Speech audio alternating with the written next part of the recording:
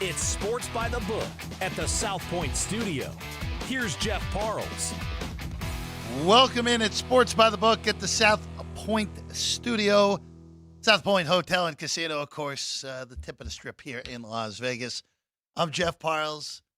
Alongside me is an empty chair and Vinny Magliulo. He'll be here. Yes, Chris Andrews will be here. He will be here. Tomorrow, Alex White is back as well, so we'll be ready to roll on a Final Four Saturday. Yes. But there's a lot going on today on a Friday. Vinny, did you see the snowstorm mid-game in the Pirate and Oriole game? The hail. It looked like a heck of a time. My goodness. But I think it's perfectly clear now. It's clear now, perfectly right? clear. Like looks like nothing happened. It was, well, this time of year, right? I mean, we're going to get a little bit of everything. We're getting it here, Jeff. Let's face it. Right? It's 20-degree variance from yesterday to today, temperature-wise, here in Las Vegas. Yeah, it's almost like it's Missouri out here, which is not what you want to be. In many respects, but especially not in the weather. Again, well, hey, next Friday is going to be 88 degrees. That sounds good. We're getting there, buddy. Believe me when I tell you, before you know it, we'll be at triple digits saying, what is going on? Oh, that might be, might have to hit the golf course on Friday. I'd have to do that. There you go. Never know. There you go. I'll go shoot 30 above the temperature that day, probably. It'll be Get your money's worth. I'll definitely get I always do, Vinny. Always do. All right, let's go through this for today. Let's start. I want to start on the women's side. Yeah, today's Final Four for the ladies, the women's right? Final Four, and you and I talked yesterday about this. Yeah. And you were right. I was thankful and smart enough to at least get in on it yesterday. But we are now up all the way to 4 on the late game. I want to do that first because the other game has been stunningly stagnant. Has not moved. In the way of the betting market. But Caitlin Clark and the Iowa Hawkeyes take on Paige Beckers and the UConn Huskies tonight in Cleveland, Ohio. Total has gone down a half point from 162.5 to 162. And here's the flood of Iowa money finally here after staying steady for 3 whole days. Yeah. 2.5 to 3 to 3.5, now 4 here on the number on Caitlin Clark and the Iowa Hawkeyes looking to get to the national championship game for the second consecutive season here. Chris Andrews is with us as well now. Hello. We're talking Iowa and Connecticut tonight. And Vinny and I talked about it a little bit yesterday, Chris, where we're still sitting 2.5. Not anymore. No, well, I know. I thankfully took it yesterday before the thing moved. Advised you to make the move yesterday. That was the final push, even though I figured it was not going to be 2.5 by the time we sat here right now. But, Vinny, you and I talked about it yesterday. Yeah. I didn't think it was going to get through 3.5. I was wrong. We're at 4. Now the question is, do we get through 4 on this game? Because this is the late game, especially if South Carolina romps early.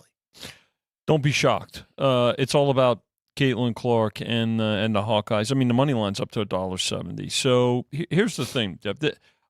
I think that the popularity of the women's game, obviously Caitlin Clark's played a big part with that. But so have the coaches involved, right? Let's face it. Other players, Reese, and we can go around. It's that much stronger than it's ever been. I can tell you this.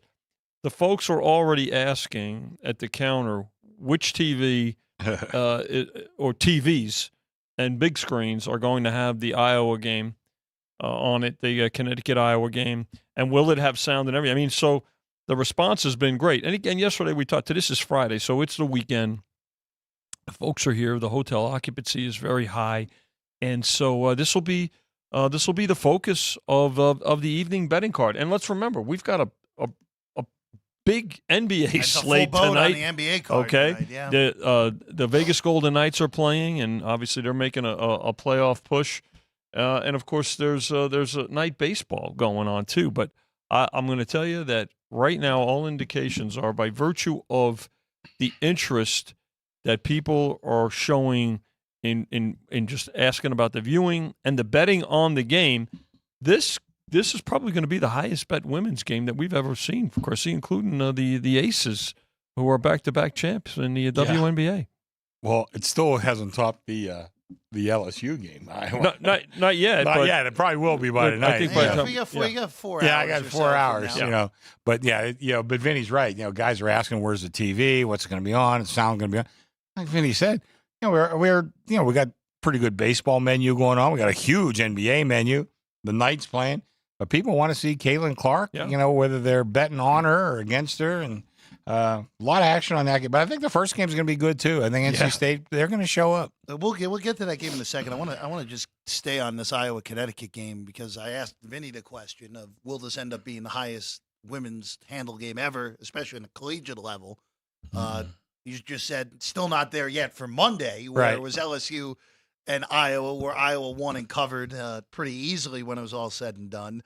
How much more ground does it have to cover in order to get there at this point?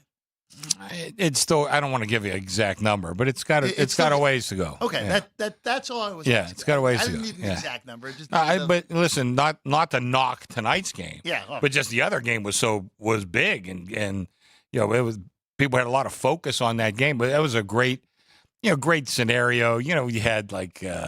Black versus white. A Kim Mulkey thing came on, and there's just a lot of drama associated with it. People were comparing it to Bird and Magic. It wouldn't quite go that far. Last year was probably more of that anyway. Yeah, last year might have been a little more of that. Yeah. But this was the rematch. And we had a lot of action on that game. But we're getting there tonight, and I think we might get there by 6 o'clock. I think we might get that's there. That's the second game, because there'll be carryover to it. Well, right? that's well, part right, of the Chris, reason. So. Obviously, tomorrow morning we'll be able to see what ended up happening with these games. Yeah.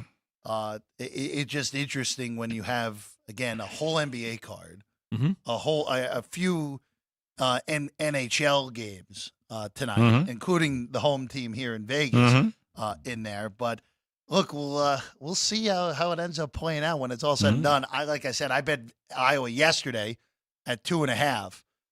But at 4, I would only look the other way at this point. Now that we're up at 4. Well, Vinny mentioned another thing too. The hotel sold out. Good. Yeah, there's a lot of people here. So I think a lot of your casual fans. It's not like Connecticut isn't known for their basketball program, women's and men's. So I think this is going to attract a lot of attention there. But, we'll see. It's not quite up to LSU and Iowa yet, but I have a feeling we'll get there. The first game is, again, the undercard with a team that's undefeated. Yeah. The favorite. And the odds-on favorite. And it's been the odds-on favorite since October.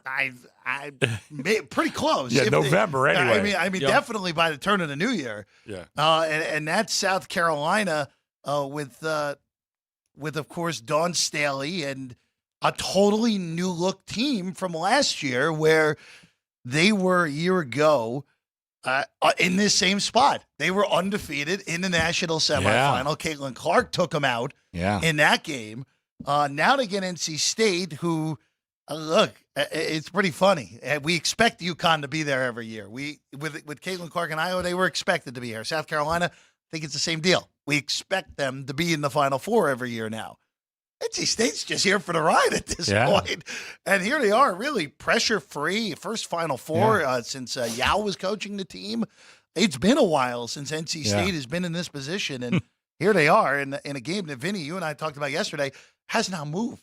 11.5 and 139.5, and we are sitting here an hour from game time, and this has not moved since you put this up on the second. Rock solid. I mean, listen, there's bets on both sides, but most of these bets, too, are connected to the Connecticut and Iowa game, right? Multi legs. But folks are, as far as the sides is concerned, people are making a case for NC State playing with house money.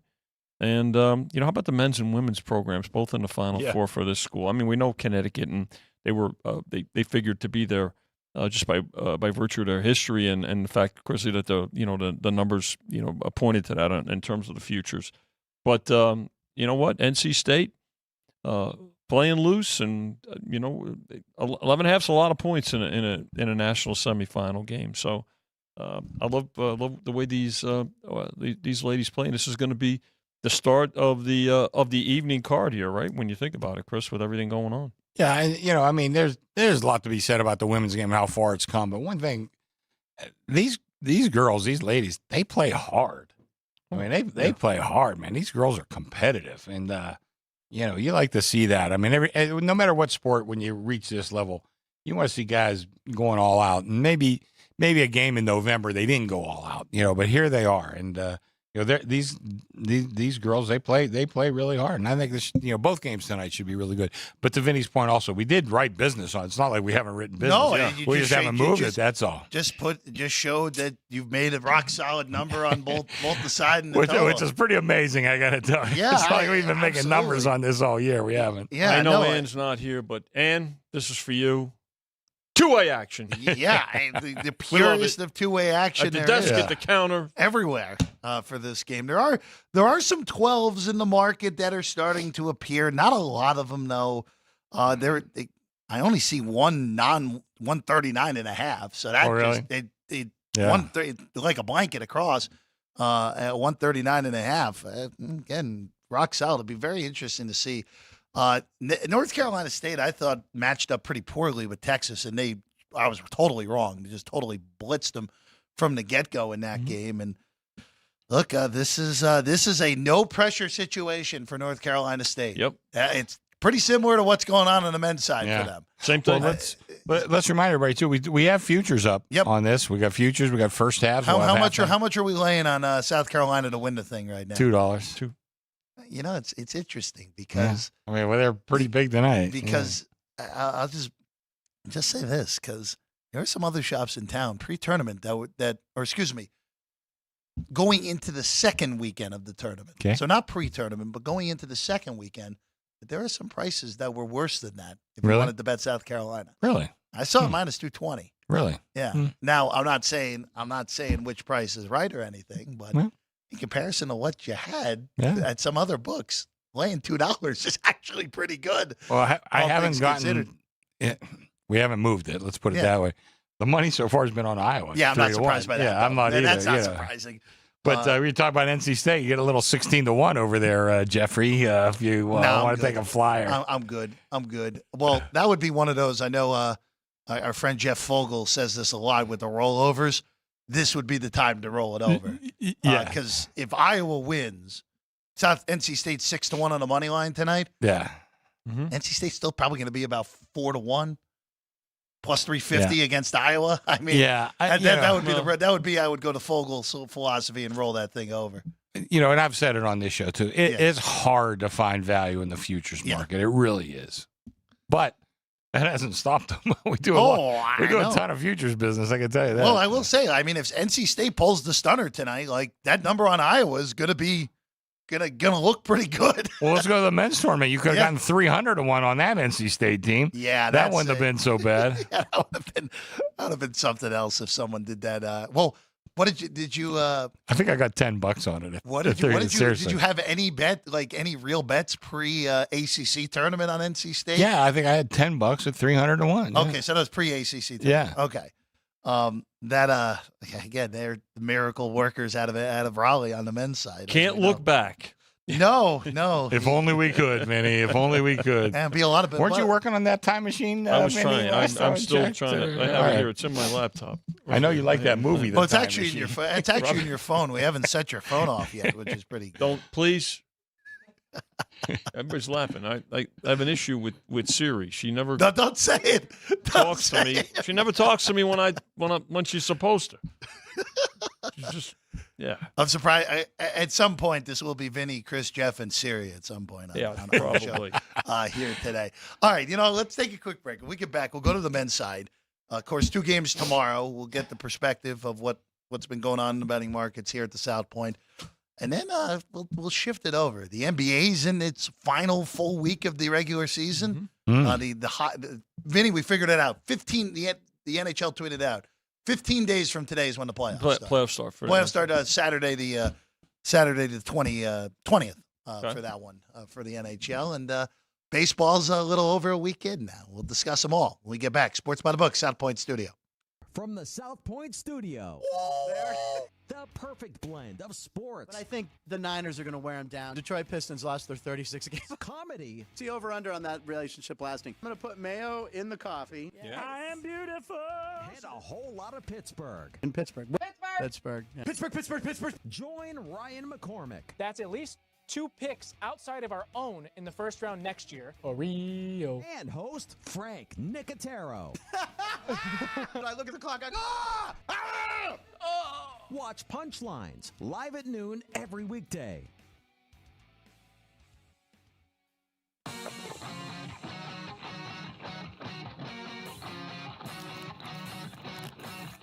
Once you've satisfied your hunger, get ready for more of the hottest casino games in Vegas. Our 24-hour, 30-table non-smoking poker room proudly hosts all the most popular poker games with a variety of betting limits. Visit the poker room for a schedule of daily tournaments. Whether you're going to hold 'em or fold 'em, the best place for poker is at South Point Casino. You'll notice that our craps tables are usually the loudest in the casino. If you've never played, join one of our free craps lessons to find out what makes this game so exciting. Check with the craps dealer for schedules and give it a roll. Bingo is also an exciting way to spend your time. We offer 7 sessions of bingo every day. And each session includes a cash ball jackpot, 12 bingo games, a progressive double action game, and a $10,000 bonus coverall. Electronic units are available. If you haven't played bingo with us, give it a try today. Guests can also get in on the action at our one-of-a-kind race and sports books. 2 separate rooms designed to maximize your experience and comfort. Our sports book, with over 400 seats, puts you right in the middle of the action, 24 hours a day.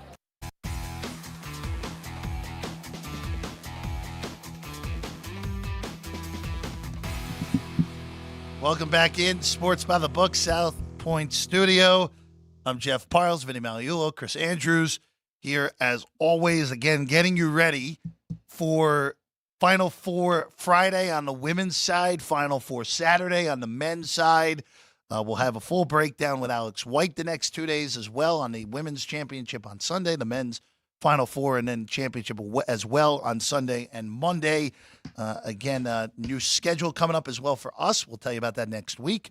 But a lot to get to today here on a free throw Friday before we got, I guess Fridays moving forward would be foul ball Friday after this week. How about fastball? Fastball, fly ball, infield fly roll, Fungo Friday. Fungo Friday's You good. like I like Friday? Fungo Friday. That might be good. Frank's going by Fungo Frank right now.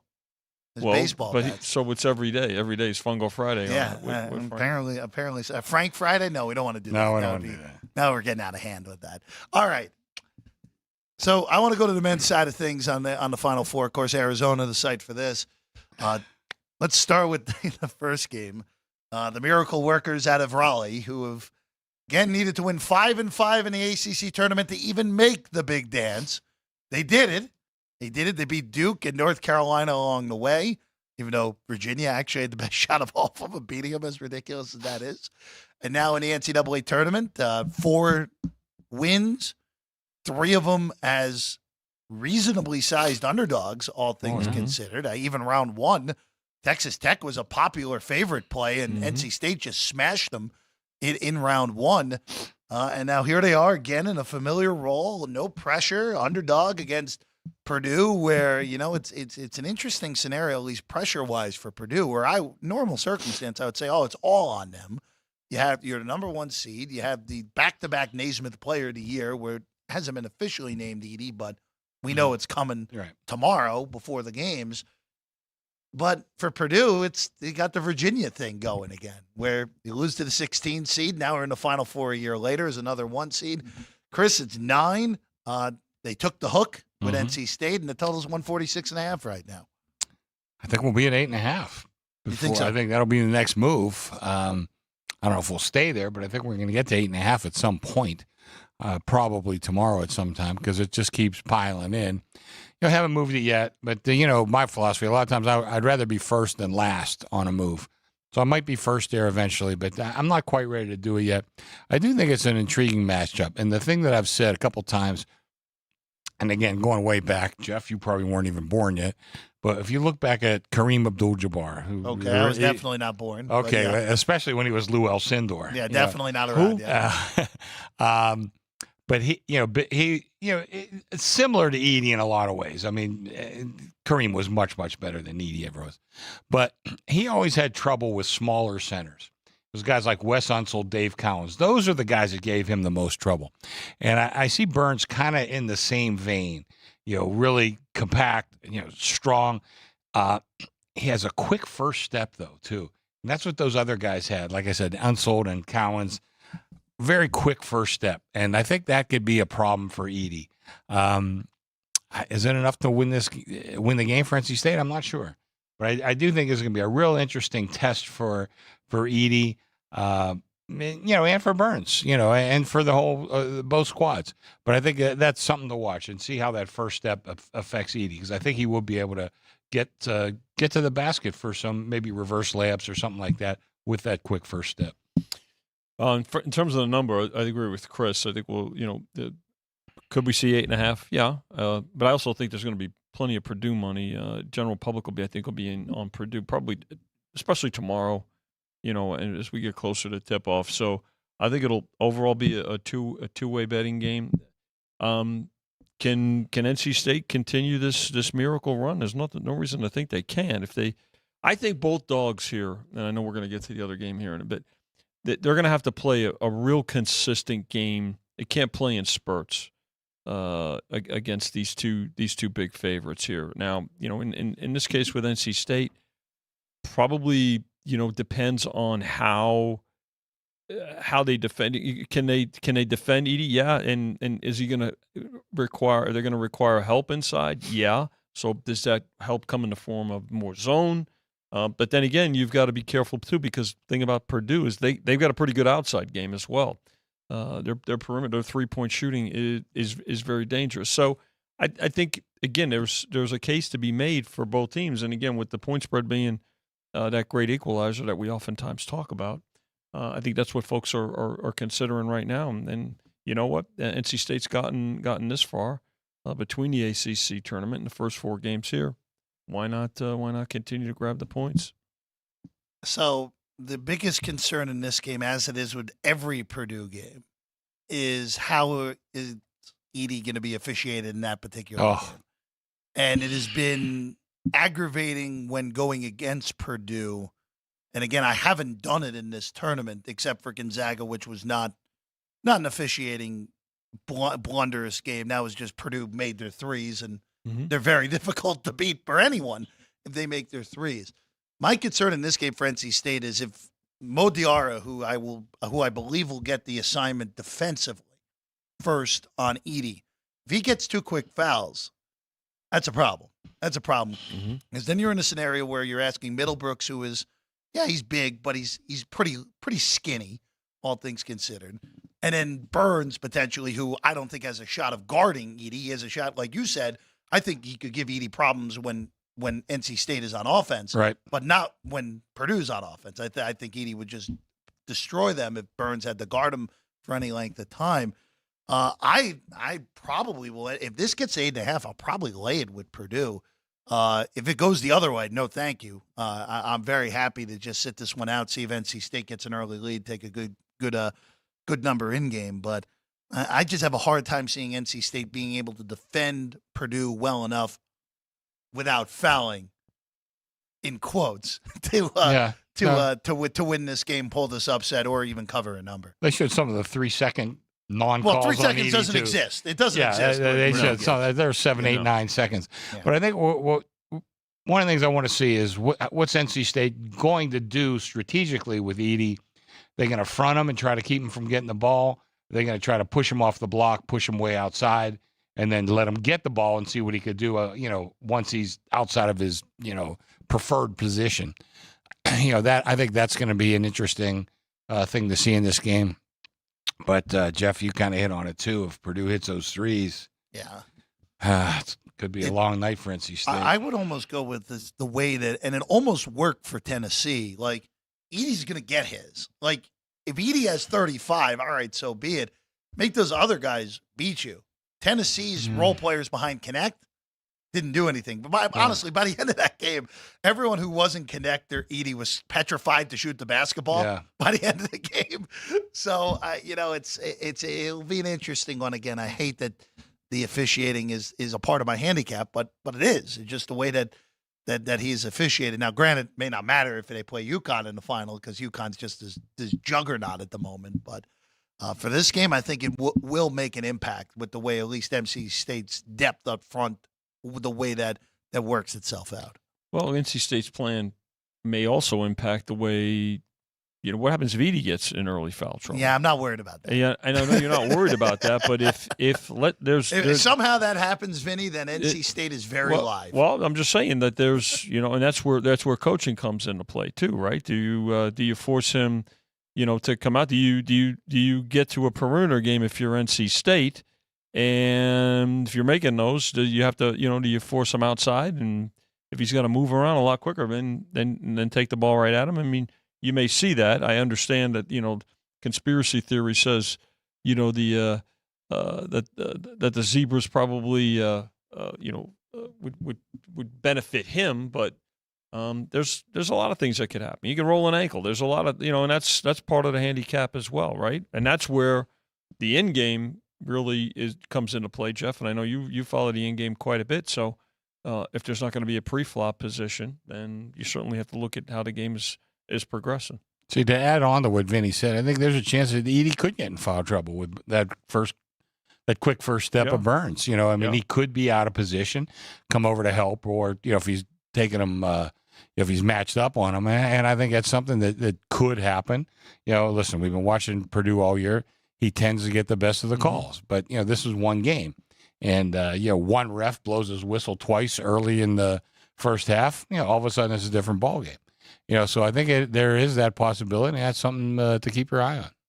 Not holding my breath on that, okay. Personally. And now, look, look, if you're an NC State backer, you'd love to see something like that. I'm not backing anybody at this point. I really don't have an opinion in this game. Yeah. I really don't. Yeah, I have a little opinion in the next game. We'll get to the next game in a second. But I don't have one in this game. The interesting one I will say for Purdue, where Kaufman-Renn, who has had at times an awesome tournament here, the other big for Purdue. I just wonder if he ends up being the X factor in this game more so than anything. Good point. Where he started the second half with 8 straight against Gonzaga. He had the big start against Utah State. He actually kept them kind of in the game when Utah State was playing well before the barrage happened and the game was over in about a split second. But I wonder if Kaufman-Renn is the X factor in this game for Purdue. All right, well, you mentioned it. We'll go to the second game, Chris, where, Vinny, you and I talked about this a little bit yesterday. The bettors finally are coming in on Alabama. Took a little bit of time, but open 11, got as low as 10.5, and now 11, and now we got Vinny's favorite word, the toggling action going. 11.5, 12, 11.5, 12, now back to 11.5. Total's gone down from 161.5 to 160.5 here, Chris. I like Connecticut in this game. I just think right now, I think it'd be crazy betting against this team. They look so good. I mean, the cliche, firing on all cylinders. But, I know it's a cliche. Also probably kind of true in this game. I mean, there's not much flaw in this team right now. They look fantastic. Guys were telling me, well, like the UNLV team from, 91? Is that the one that they were comparing it to? 90, 91, somewhere in there? The one that beat Duke by 30. Oh, 90, right? 90, yeah. I mean, that's a decent comparison. Heck, I was going all back, Jeff, before you were born, to those 60s and 70s UCLA teams.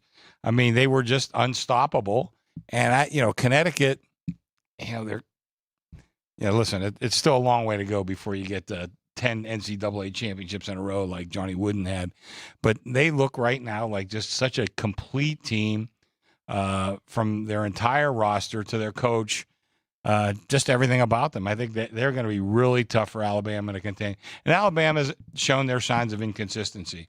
And if they're not hitting their outside shots and they're not completing their offense the way they should, I see Connecticut in a big win. Basketball obviously is a game of runs, right? And so we've seen with Alabama and credit them for getting to this point. We know that they're one of the highest scoring team in the country, right? I mean, they're averaging right around 90 points a game. And you say 90 points can get you there, right? They should, get you the W. Connecticut is very adaptable. The thing about Alabama is it can't be a game of runs where those runs are spaced for them against this Connecticut team. The thing is, Connecticut won the title a year ago. They had 3 starters graduate. This is a better team than the team that won the title a year ago.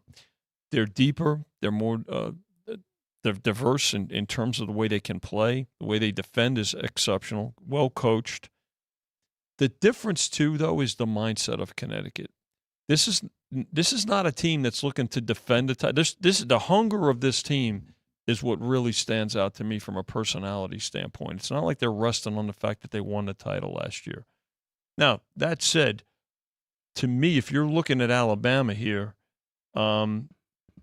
maybe the first half, okay? If you can find, say, 7 on the first half. Why do I say that? Look at the Connecticut games, the way they've adjusted at halftime. They've run teams out in the second half of games. So if you're going to take the points, maybe the first half is worth the look. Not for everything, but at least part of it. Because if they're going to keep it close, it's not like if Connecticut has has a first half like they had in the second half of the regional final. I don't know if Alabama's going to, even with the way they shoot the ball, because Connecticut is never just absolutely dominated like that. It's going to be real difficult. Who's got a better chance of coming back in a game? And you would think it's Alabama the way they shoot the ball, but they're going to have to shoot that consistently throughout, right? And not just be streaky against this balanced team of Connecticut. To Vinny's point, I think when you have a dog like that, a lot of times the first half is a better way to go if you can get the right number. Yeah. Because at the end of the game, what are you looking at? Foul, 3. Yeah. Exactly. Yeah, it might work. Usually it doesn't. Mm-hmm. You're firing threes in desperation. You're not getting a good look at the basket all the time, especially because Connecticut's going to defend all over the court. So if you do want to play Bama, and 7 would be a pretty good number. I think so. 6.5. Yeah, you might see a 7. You never know. 7. I think because like I said, you won't see silly foul or not. I don't want to call them silly fouls. You won't see forced fouls, forced 3-pointers.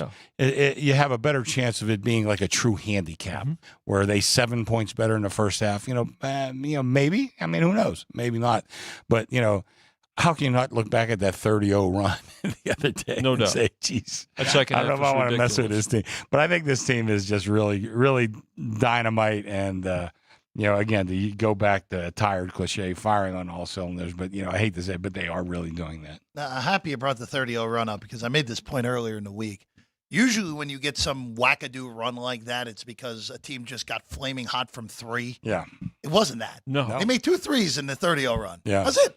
That's it. It was just they boa constricted on defense, and they got whatever they wanted on offense. Yes. It was the most. And again, I wasn't. The balance. I clearly wasn't alive when UCLA was winning their titles. Wasn't alive for the UNLV teams. You weren't even alive. Geez, how old are you? Are you old enough to be in a casino? Well, Caden's the one you might have to question. We know that one. Yeah. But no. 93 for me. Okay. Yeah. But that I've never seen anything like that in a high-end NCAA tournament game, where the closest thing to that would be what Villanova did to Kansas a few years ago when they hit the 23-pointers in the national semifinal. Yeah. But that was just a whole game bludgeoning. This was just that game was tied at 23. The game was tied at 23. Unbelievable. And I was thinking, okay, you know what? If Illinois just doesn't keep running into Klingon and getting blocked every time, Illinois might have an okay shot here. Then they get the 5 at the end of the half, and they're like, all right, UConn stabilized, they're fine. And then that.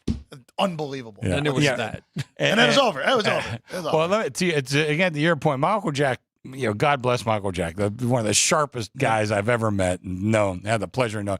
And he taught me so much. I wish he was still around because I could still tap into some of his information. But anyway, he told me a long time ago, long time ago, Jeff, way before 1993 or whenever the hell it was that you were born.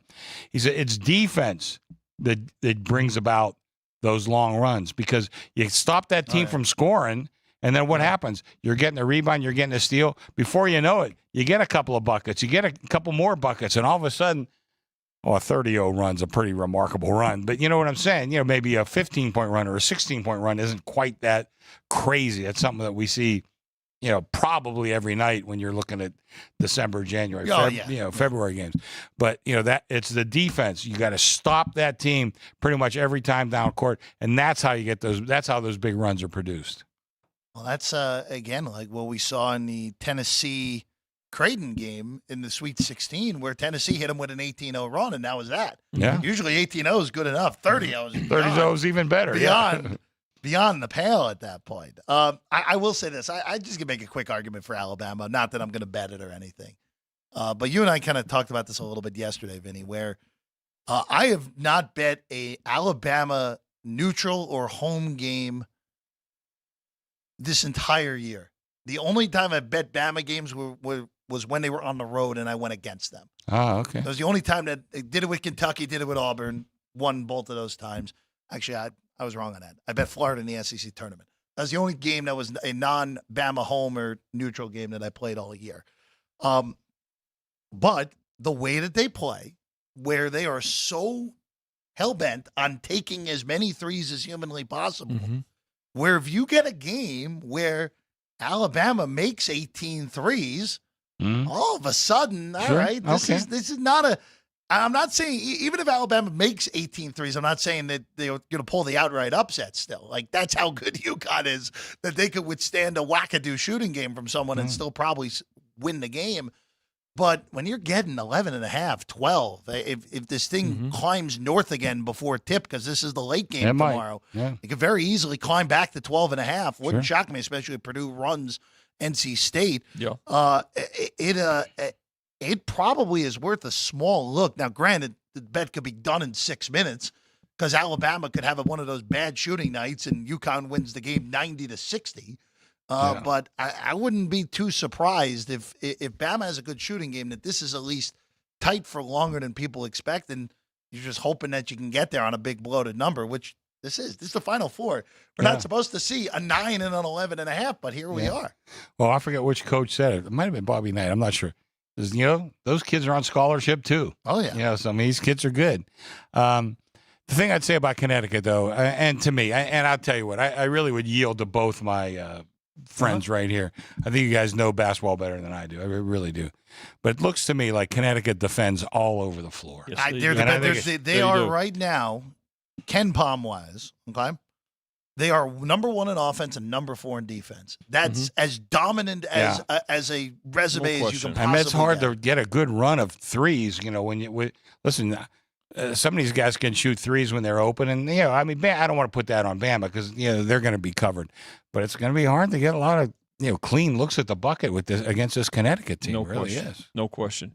Bama has defended better in the last couple of games in particular, but in the last, say, 3 to 5 minutes of games, Connecticut. Here's the thing about defense. It's a mindset. It's not. It's not the glamour part of the game. I mean, when kids are getting recruited, they're not getting recruited because of how many shots they block or how many steals they have, as much as they're getting recruited for how many points they score. And the other part of it is, how is it taught? We could talk about Kentucky. One of the best things I think Kentucky can do in the offseason is hire a defensive coach, like a Timmy Gergerich, of course. Ooh, Because the other part of it is this, especially for programs that have a lot of ones and done, that you've got to teach it's not the same as defending in high school, okay? And so it's got to develop. This is part of Connecticut's DNA. Defense is part of the way they play, and so that's a difference too. And again, I credit Bama for their defense in the last few minutes of their games. But even if they are hitting from the perimeter, like you're suggesting, Jeff, it's still a tall Connecticut- task.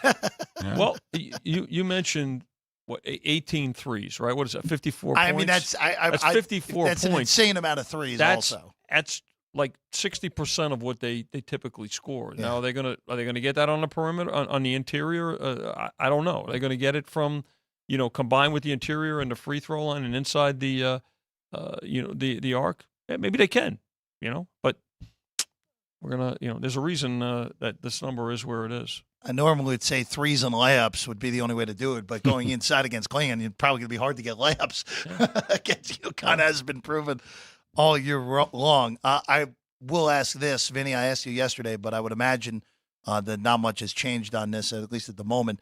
If we do get chalk and Purdue and Connecticut hold, UConn 6 in the national championship more likely than not.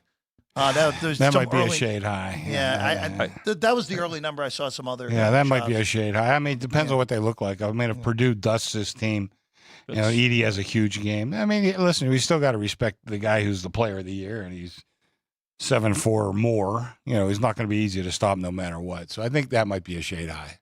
I think, and I oftentimes, I hate to make that projection, but you have to say, you have to qualify it. And the reason you have to qualify it is on the raw power rating on a neutral court, it's probably 6. Okay, fine. But what happens in these games? How do these teams come out of these two games has to be taken into consideration. And that's what's going to be impactful on that number. So, and again, Connecticut, it's going to be the second game. Right, so that's what's fresh in everybody's minds. We mention this all the time with the NFC and AFC title games, and when we put up the Super Bowl numbers. So if we're sitting here saying that okay, on a neutral right now the pure power rating is 6, and then all of a sudden the game it does come about and it's different than that. Well, somebody's going to say, well, wait a minute, you said no. What I said was listen to the qualifying and to quantify the quantifying points that caused that to be adjusted, perhaps. It'll be all I will say is we get UConn and Purdue, which realistically speaking, they were the two best teams all year long. Yep. I know some power ratings would say Houston was up there. I never fully trusted Houston because of their I know offense. you said that for a while. Yeah, I had seen. You know what? It's they were up there. I will say this tournament has at least proved one thing to me. It is much better to have a high-end offense than it is to have a high-end defense. If you happen to have both, like UConn does, there you go. That doesn't hurt either. Yeah, and that's why you're the number one seed. But you look at the teams that, and I'm happy to actually put the graphic up. I mean, just look at it. Where Purdue much better on offense than Tennessee was this year. They won the game, even though it was a defensive first game, only 138 points. Alabama and Clemson was a game that went super over, and Alabama's offense was way better than Clemson.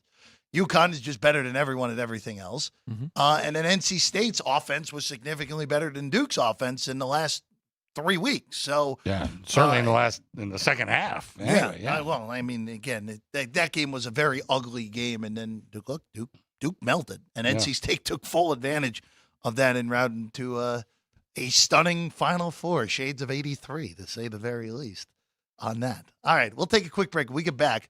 The NBA. Only 9 days left in the regular season for the NBA. The NHL's got a little under 2 weeks left. Baseball has another 6 months. So we got plenty to get to when we get back. Sports by the Book, South Point Studio.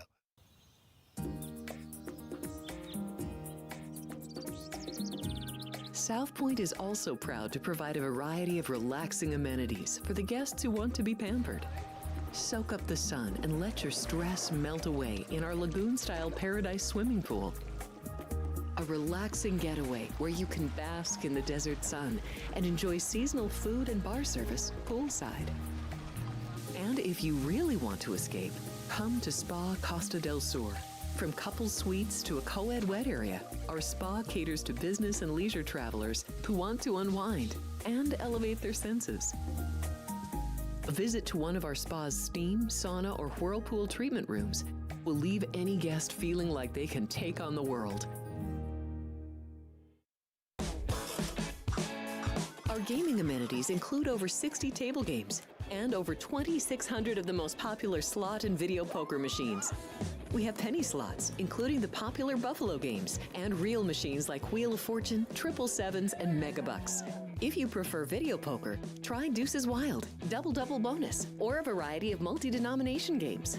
Or try your hand at one of the most popular casino table games in the world, Blackjack. Don't let the game intimidate you. Blackjack, also known as 21, is both easy and fun. And our dealers are always happy to assist. And the best part? Blackjack always pays 3 to 2. Next, check out the roulette tables. Roulette is one of the easiest casino games to learn, and so much fun to play. It's a favorite of both beginners and seasoned players. In addition to blackjack and roulette, our casino pit features over 60 popular table games like Baccarat, Pai Gow Poker, 3-Card Poker, Ultimate Texas Hold'em, and Mississippi Stud. So get out of your room and come join in the fun.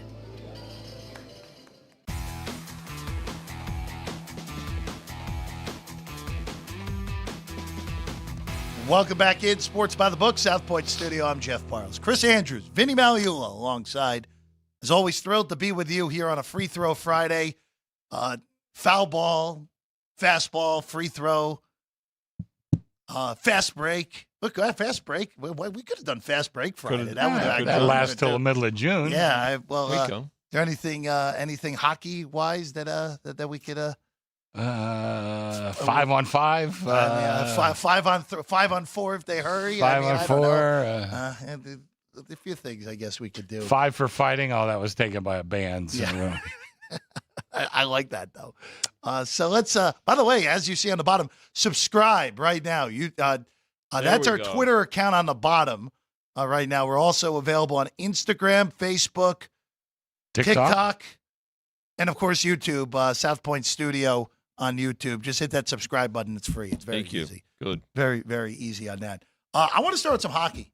Real quick because we were talking about it during the break, and you know the race to the postseason in the Eastern Conference is one of the more perplexing races, in quotes, almost, and that I can remember in any of the major sports. Boston, Florida, the Rangers, and the Hurricanes have already clinched spots. Mm-hmm. The Maple Leafs and the Lightning, barring epic melts, are also going to get in. It's just a matter of who will play Florida more likely than not in round one, and who will play whoever gets the 2 seed, whether it be Boston or New York, in the first round as the top wild card. Here's what we have right now in the Eastern Conference. The Flyers technically hold the 3rd playoff spot in the Metro. By the way, I still hate this playoff format. Go back to the 1-8. Yeah. Let's go back to it. It worked better. I know that they want more rivalries early in the playoffs, but let's go 1-8. Agreed. It makes more sense. Flyers currently hold that 3 seed in the Metro. The Islanders currently hold the 8 seed, the final wild card slot. The Red Wings with a game in hand and the Capitals with a game in hand on the Islanders and the Flyers, respectively, are a point behind each. And then the Penguins, who have come out of absolutely nowhere after selling at the deadline. Oh, I gave up on them 2 weeks ago. Are 2 points out of a playoff spot. I really right did, now. This race makes no sense. It really does. I mean, just look at the goal differentials on these teams that are involved here. The Capitals, who are a point out, are minus 38, and honestly bad at everything this year. The Islanders are minus 25, which, again, Islanders usually don't give up goals, and their goaltending's been bad this year. Yeah. Philly's minus 17. I mean, 3 teams that are right in the mix here who are, by any metric, bad hockey teams, except for the amount of points they've accumulated so far this year. Well, go ahead, Vinny. No, go ahead. I think, look, it's probably going to come down to the last game of the season, right? Yeah. Those, you would those imagine. 2 wild card teams, right? Based on just what you just read about the standings and things. But current form is going to play a lot into that and carry over into the postseason. And, you know, we've seen over the years in hockey, you know, one of those teams that you just mentioned at the bottom, Jeff, if they get hot goaltending and timely goals and the games are close, talk about playing with house money and going up against a much higher seed. Oh, 100%. And ruin. I mean, look at the Bruins last year went out in 7 games. They won the President's Trophy last year, and they went out in 7 games, right? 2 years ago, the Panthers, I think, had a similar situation, right? And then they got in on the last day of the season last year. So all of that's going to come into play. And once the playoffs start, yeah, you can look at records and head-to-heads and things like that, but the Stanley Cup playoffs are a different animal, and who is kind of in playoff mode now, I think bears watching. And when you get to the West, there's a team that I'm going to point that out to, and it's a good example of. I'm going to go with the Penguins. There we go. They've been playing great. And I don't know if I can pronounce this goaltender's name. Nedeljkovic? I'll take your word for it. Okay, I think it's something like that. Get Nick in here. Yeah, where is he? Where is that Serbian guy? But anyway, he's playing great. And I don't know. And I read that DK Pittsburgh Sports every day. Mm-hmm. And Dejan Kovacevic, he talked about it. He says, asked the coach, Sullivan, he says, what are you guys doing differently? He says, nothing. He says, all of a sudden it's just working. It's, playing. I mean, they do have a veteran team. I believe it's the oldest team in the NHL. But, Malkin really had a horrible year. But in the last 2 weeks, all of a sudden, he's playing great. Crosby's been great all year. Letang, and Carlson didn't work out, I don't think, the way they wanted him to. But the young defensemen in front of this goaltender, they're playing great. And, your defensemen are almost like your offensive line. Yep. That's how the play gets started. Yeah. So those guys are playing great. And all of a sudden, they're playing good hockey. They're still 2 points out of the playoffs. But they still got a guy. I mean, Crosby's not the best player in the league, but he's probably in the top 6 or 7. Mm-hmm. And if you get a hot goaltender and you got that line playing great, then a lot of things can happen. Here's my philosophy on hockey, and really, I think you can take this in life, and I really mean it. You know why there's so many upsets in hockey? It's because every shift is a minute for forwards, about a minute and a half for defensemen. Well, you can do anything hard for a minute. You know what I mean? If that's your focus, you go out there for a minute and play hard. Sure. And I try to tell my kids that all the time. Quit looking at the big picture. I mean, that's fine to keep it in mind. But, if you have something to do, take care of what's right in front of you. Yeah. And that's why I think, you see hockey teams that come back from 3-0, where you don't see that in other sports. And I think that's why you can see upsets in hockey. It's everything's cut down that little slice. And if you can roll up to 4 lines, like the teams that have that. The good teams have that minute is it's unbelievable. Well, right? And also too, I mean, we've seen hot goaltenders steal series. Absolutely. I mean, they're almost stealing cups at times as well. Sure. I mean, it can happen. It can happen. More so in the NHL. It's part of the reason that, other than baseball, you see the most upsets in a best of 7. A lot of the baseball upsets coming in best of 5s now, more so than anything. But it is a fascinating run to the finish line. In the East. The West is a little more self-explanatory right now, where really playing for seeding more so than anything. Dallas currently is Dallas just playing some incredible hockey, 8 straight, have hopped the Canucks for the number 1 seed in the Western Conference. Colorado looks like themselves again, which is a dangerous sign for everyone. Yes, it is. Winnipeg's already in.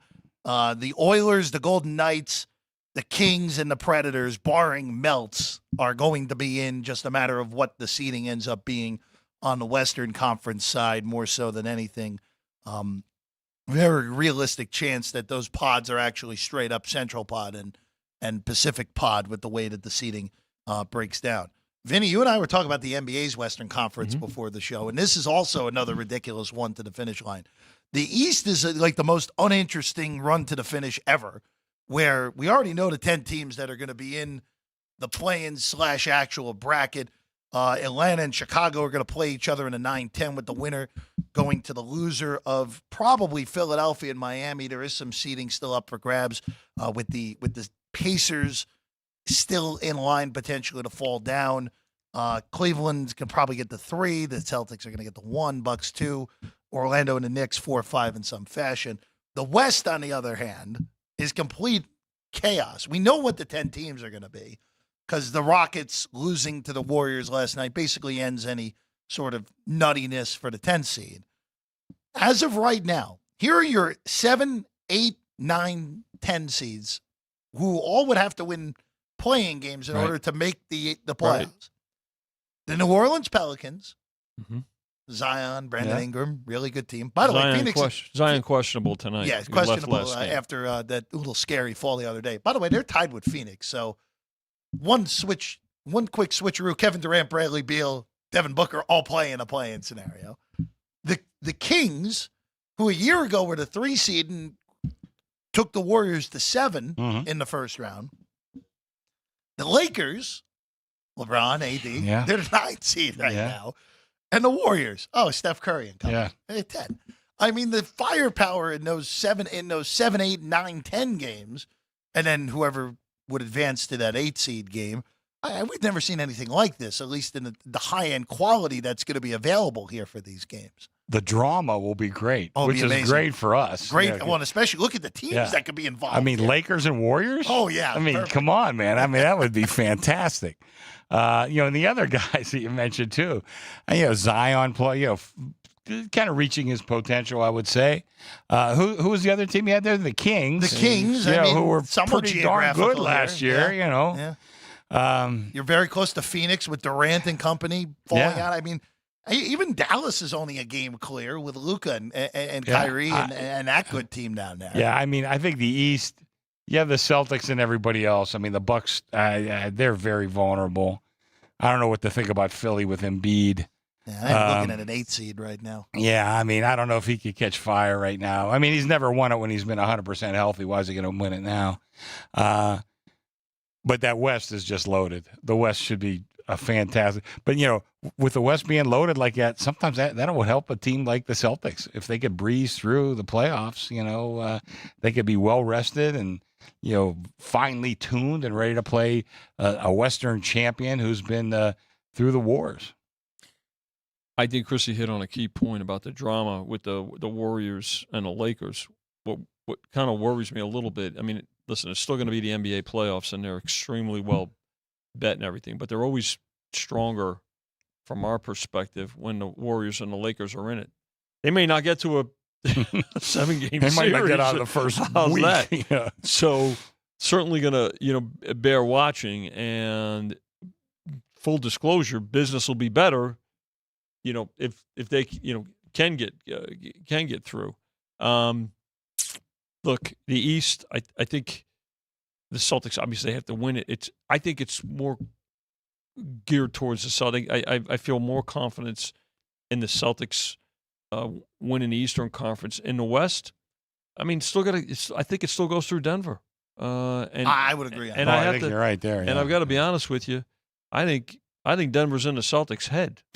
Well, definitely. I mean, you might be right there. Yeah. I mean, so both of those games this year, Vinny. Yeah.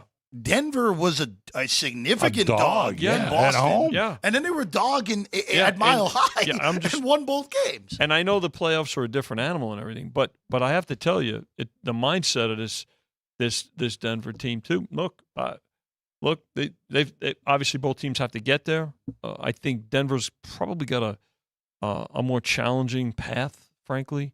But to me, the title, the O'Brien Trophy still has to go through the Mile High City. That's the way I see it.